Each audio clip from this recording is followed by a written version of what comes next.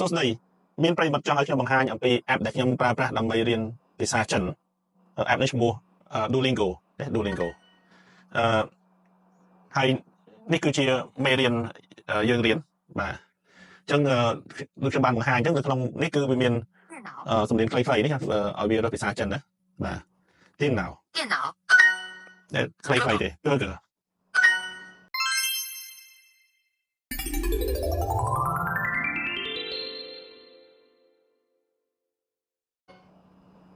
我和哥哥可以喝冰可乐。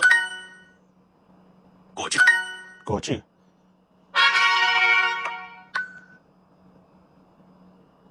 好បាទនេះគឺជា app ខ្ញុំរៀនភាសាចិនមួយថ្ងៃមួយមេរៀនអាច5នាទីទៅ10នាទីហើយរៀនរាល់ថ្ងៃទៅវាចាប់បានពាក្យបន្តិចម្ដងដូច្នេះហើយសម្រាប់ប្រិយមិត្តចង់រៀនភាសាចិនឬក៏អាចរៀនលេងអុកក៏បានដែរនៅក្នុង app នេះមានរៀនលេងអុកមានភាសាអង់គ្លេសបើសិនជាអ្នកចង់រៀនភាសាអង់គ្លេសឲ្យរៀនជ្រៅជាងនេះបន្តិចបាទគ្រាន់តែចំណាយពេលខ្លួនឯងនៅក្នុង app តែប៉ុណ្ណោះបាទនេះគឺជាការចែករំលែកអ្វីដែលខ្ញុំប្រើសម្រាប់រៀនរាល់ថ្ងៃបាទសូមអរគុណជួបគ្នានៅវីដេអូក្រោយទៀត